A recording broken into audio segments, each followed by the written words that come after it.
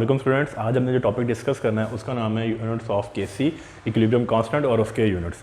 हमने last time पे discuss किया था कि इक्विलिब्रियम कांस्टेंट क्या होता है। इक्विलिब्रियम कांस्टेंट बेसिकली एक रेशो का नाम है जिसमें हम क्या करते हैं, रिवर्सिबल रिएक्शन में जो प्रोडक्ट्स होते हैं उनके जो कोफिशिएंट्स होते हैं उनको मल्टीप्लाई करके उसको न्यूमिनेटर में लिखते हैं और जो आपके पास रिएक्टेंट होता है वो डिनोमिनेटर में आता है। अब रिवर्सिबल रिएक्शन में आपके पास जो कोफिशिएंट्स होते हैं बेसिकली ये बैलेंस केमिकल इक्वेशन के नंबर ऑफ मोल्स के बराबर होते हैं। अगर आप नीचे एग्जाम्पल देखें, इस एग्जाम्पल में हम जो केसी की इक्वेशन है वो कैसे लिखेंगे, ऊपर प्रोडक्ट आ जाएगा और नीचे हमारे पास रिएक्टेंट्स आ जाएंगे। रिएक्टेंट 2 हों, 4 हों, 6 हों, सारों को मल्टीप्लाई करके उनकी कंसंट्रेशन को मल्टीप्लाई करके फिर लिखेंगे। सिमिलरली प्रोडक्ट के साथ भी ऐसे ही होता है। प्रोडक्ट अगर एक से ज़्यादा हो तो वो भी मल्टीप्लाई होंगे और उनकी जो आपके पास बैलेंस केमिकल इक्वेशन में नंबर ऑफ मोल्स या कोफिशिएंट आ रहे होंगे वो उसकी पावर में चले जाते हैं। लास्ट हमने लेक्चर में ये डिस्कस किया था जिसमें हमने law of math section discuss किया था, उसमें हमने डिटेल से ये टॉपिक डिस्कस किया था।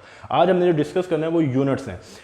आपके पास केमिस्ट्री में जब भी कंसंट्रेशन का लफ्ज़ इस्तेमाल होगा तो उसके यूनिट्स हमेशा मोल्स पर डेसीमीटर क्यूब होते हैं, मोल पर डेसीमीटर क्यूब। ठीक है, तो सबसे पहले रिवर्सिबल रिएक्शन में हम क्या करेंगे, के सी की इक्वेशन लिखेंगे। और वो के सी की इक्वेशन कैसे लिखते हैं, प्रोडक्ट ऊपर आते हैं, रिएक्टेंट नीचे आते हैं। अब इस इक्वेशन में एग्जांपल में अगर आप देखें तो ये प्रोडक्ट है, प्रोडक्ट में हमारे पास क्या है, एच आई कंसंट्रेट आपके पास कोफिशिएंट क्या है 2, वो स्केयर हो जाएगा। नीचे हमारे पास क्या आ जाएगा H2 I2, ये दोनों मल्टीप्लाई हो जाएंगे। अब हम क्या करेंगे, इन कंसंट्रेशन का यूनिट पुट कर देंगे। सिंपल कंसंट्रेशन का जो आपके पास यूनिट होता है वो मोल पर डेसीमीटर क्यूब होता है। मोल पर डेसीमीटर क्यूब उसका स्केयर, हाइड्रोजन के लिए भी मोल पर डेसीमीटर क्यूब, आयोडीन के लिए भी मोल पर डेसीमीटर क्यूब। ऊपर स्केयर है, नीचे दोनों मल्टीप्लाई हो गए, ये भी स्केयर हो जाएगा तो ये दोनों आपस में कैंसिल हो जाएंगे। इस सिनेरियो में केसी का कोई यूनिट नहीं आएगा। इसका हरगिज़ ये मतलब नहीं है कि किसी भी सिचुएशन में केसी का यूनिट नहीं होता। केसी का पर्टिकुलर सिचुएशन में यूनिट नहीं होता, लेकिन जनरली इसका यूनिट होता है। वो हम दूसरी एग्जांपल से डिस्कस करते हैं। देखिए यहाँ पे आपके पास नाइट्रोजन है और हाइड्रोजन से रिएक्ट करके अमोनिया गैस बनाती है। ये एक हाबर प्रोसेस में आपके पास क्या इक्वेशन इस्तेमाल होती है। अगर आप इसके लिए केसी की इक्वेशन लिखेंगे तो ऊपर आ जाएगा हमारे पास NH3 उसका स्क्वायर, नीचे आ जाएगा N2 H2 और क्यूब, क्योंकि हाइड्रोजन के साथ यहाँ पे 3 है, इसका कोफिशिएंट यहाँ पे 3 है तो उसकी पावर में आ जाएगा, और NH3 के साथ यहाँ पे कोफिशिएंट 2 है वो उसकी पावर में आ जाएगा। आप इसको जब सिंप्लीफाई करोगे तो नीचे पावर 4 हो जाएगी, मोल पर डेसीमीटर क्यूब, मोल पर डेसीमीटर क्यूब, मोल पर डेसीमीटर क्यूब। सिंपल आपका जो कंसंट्रेशन का यूनिट है वो मोल पर डेसीमीटर क्यूब है। आपने यहाँ पे भी मोल पर डेसीमीटर क्यूब पुट कर देना है, यहाँ पे भी मोल पर डेसीमीटर क्यूब, यहाँ पे भी मोल पर डेसीमीटर क्यूब। सिंपल उसकी पावर्स को सॉल्व करना है। ऊपर स्केयर, नीचे बेस सेम है तो पावर ऐड होकर 4 हो जाएगी, और ये पावर जब ऊपर जाएगी तो वो माइनस हो जाएगी, तो आंसर आपके पास रिजल्ट -2 आ जाएगा। तो आपके पास जो यूनिट आएगा वो मोल पर डेसीमीटर क्यूब -2 यानी पर स्केयर आप कह सकते हो उसको। इसको मज़ीद सिंप्लीफाई कर लो तो ये -2 इसके साथ आ जाएगा और ये +6 हो जाएगा। तो ये आपके पास रिजल्ट आ गया। इन शॉर्ट अगर आप इसको शॉर्टकट तरीके से या जनरली आप इसको समराइज़ करके लिखना चाहते हो तो वो आपके पास बड़ा ही सिंपल इसका सोल्यूशन है कि आपके पास जो आपके पास जो यूनिट होता है वो हमेशा मोल पर डेसीमीटर क्यूब की फॉर्म में ही आएगा। जनरली आपके अब आप किसी भी इक्वेशन को देख लें, उसका जो आपके पास सोल्यूशन होगा वो मोल पर डेसीमीटर क्यूब की फॉर्म में ही आएगा, और उसमें आपके क्या होगा, जो उसकी पावर होगी वो अब बस आपको डिटरमाइन करनी पड़ेगी। वो पावर डिटरमाइन करने का बड़ा ही सिंपल तरीका है कि नंबर ऑफ मोल्स जो आपके पास प्रोडक्ट हैं उनमें से number of moles of reactant को माइनस कर दें। अब आप देखें, जब आपके पास number of moles of reactant और प्रोडक्ट बराबर होंगे ना तो उस सिचुएशन में आपके पास किसी का कोई यूनिट नहीं आएगा। आप जनरली एक इक्वेशन को देख के बता सकते हो कि उसमें आपके पास जो यूनिट है वो होगा या नहीं होगा। आपको ये सारा सॉल्व करने की ज़रूरत भी नहीं पड़ेगी। हर वो इक्वेशन जिसमें आपके पास रिएक्टेंट और प्रोडक्ट के नंबर ऑफ मोल्स सेम होंगे उसमें केसी का कोई यूनिट नहीं होगा। ये एग्जांपल हमने उसी बेस पे की थी। देखिए नंबर ऑफ मोल्स यहाँ पे कितने हैं 1 और यहाँ पे कितने 1, दोनों को ऐड करेंगे तो 2 हो जाएगा, और प्रोडक्ट के कितने हैं, ये भी 2 हैं। तो प्रोडक्ट में से रिएक्टेंट्स के मोल को जब माइनस करेंगे तो आंसर 0 आ जाएगा। और अगर आप इस फॉर्मूले में किसी भी चीज़ की पावर 0 पुट करोगे तो हमेशा आंसर 1 आता है, यानी ये कोई यूनिट नहीं है। सिमिलरली जब आप दूसरी एग्जांपल सॉल्व करो तो इसमें आप देखें number of moles of product कितने हैं 2, और नंबर ऑफ मोल्स रिएक्टेंट कितने हैं 1 + 3 4। जब आप 2 में से 4 को माइनस करोगे तो आपके पास रिजल्ट आएगा -2। तो आप यहाँ पे जब -2 पुट करोगे तो आपके पास रिजल्ट आ जाएगा। तो ये आपके पास एक जनरल सिंप्लीफाइड फॉर्म का फॉर्मूला लिखा हुआ है जिससे आप बगैर सॉल्व किए हुए पूरा, लेकिन ये शॉर्टकट है। अगर आपको ये MCQs में अगर आए तो आप तब ये अडॉप्ट कर सकते हो, लेकिन अगर आपको शॉर्ट क्वेश्चन के तौर पे आएगा फिर आपको ये प्रोसीजर फॉलो करना पड़ेगा वरना मार्क्स पूरे नहीं मिलेंगे। MCQs में अगर आप टाइम बचाना चाहते हो और आप प्रैक्टिस है आपकी तो आप ये शॉर्टकट से डायरेक्ट सॉल्व करके बता सकते हो कि कौन सी ऐसी इक्वेशन है। इसमें जनरल आपके पास MCQs बन कैसे सकते हैं कि आपको 3 या 4 इक्वेशंस दी होंगी, उसमें से आपसे पूछा जाएगा कि कौन सी ऐसी इक्वेशन है जिसमें आपके पास केसी का कोई भी यूनिट एग्जिस्ट नहीं करता। तो आप बगैर सॉल्व किए बता सकते हो कि ऐसी तमाम इक्वेशन जिसमें number of moles of reactant और number of moles of product same होते हैं उसमें केसी का कोई यूनिट नहीं होता है। तो आप इस फॉर्मूले को यूज़ करते हुए सिंपली यूनिट्स बता सकते हो। नेक्स्ट हमारे पास जो है वो 2 एग्जांपल्स हैं, जो हम बल्कि बेसिकली आपके पास 3 एग्जांपल्स हैं, 9.1, 9.2, 9.3।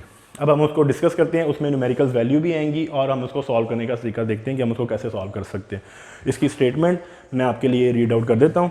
इसकी स्टेटमेंट क्या है, आपको जो एग्जाम्पल 9.1 है वो है hydrogen react with iodine at 25 degree centigrade to form hydrogen iodide by reversible reaction. आपके पास एक रिवर्सिबल रिएक्शन है जिसमें हाइड्रोजन और आयोडीन रिएक्ट करते हैं और वो हाइड्रोजन आयोडाइड बना लेते हैं। उन सब की कंसंट्रेशन आपको गिवन है।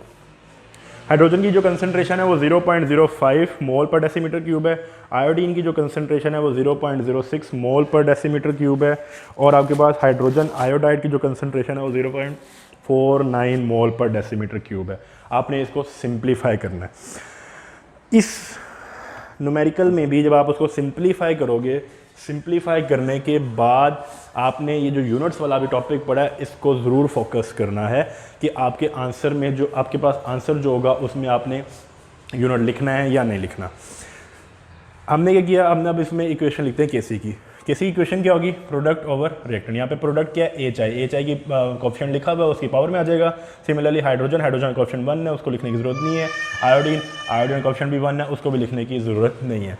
अब हम इसकी वैल्यूज पुट कर देंगे। हमारे पास हाइड्रोजन आयोडाइड की जो वैल्यू, हाइड्रोजन आयोडाइड की वैल्यू 0.49 है, उसका स्केल ले लेंगे। हाइड्रोजन की जो कंसंट्रेशन है 0.05 है और आयोडीन की जो कंसंट्रेशन है वो 0.06 है। जब आप इसको सिंप्लीफाई करोगे तो आपके पास आंसर आ जाएगा 80। अब नेक्स्ट क्वेश्चन है कि क्या मैं इसका यूनिट लिखूंगा या नहीं लिखूंगा। अभी हमने जो शॉर्टकट वे देखा था उससे हमें पता चल सकता है कि इसका यूनिट है या नहीं है। कैसे, अगर बस प्रोडक्ट के साइड पे जो नंबर ऑफ मोल्स हैं वो 2 हैं और रिएक्टेंट के साइड वो भी नंबर ऑफ मोल्स 2 हैं, दोनों तरफ नंबर ऑफ मोल्स बराबर हैं। अगर दोनों तरफ नंबर ऑफ मोल्स बराबर हों तो जो हमारे पास रिजल्टेंट होता है उसमें कोई यूनिट नहीं आता, हमारे पास केसी का कोई भी यूनिट नहीं होता। अगर आप मज़ीद भी इसको स्टेप बाय स्टेप भी करना चाहते हो तो आप हर स्टेप में यहाँ पे number of moles per dm cube लिख सकते हो, moles per decimetre cube, moles per decimetre cube आप न्यूमेरिकल सॉल्व करते हुए वहाँ पे मेंशन कर सकते हो। It's up to you. तो ये सिंपल सी आपके पास एग्जांपल थी जिसको हमने सॉल्व किया। एग्जांपल नंबर 2 वो भी इसी पे बेस करती है, वो भी इसी तरह सिंपल है, वो आप खुद कर लीजिएगा। मैं एग्जांपल नंबर 3 आपके साथ डिस्कस करूँगा। एग्जांपल नंबर 3 में जो आपके पास स्टेटमेंट है वो मैं रीड आउट कर देता हूँ।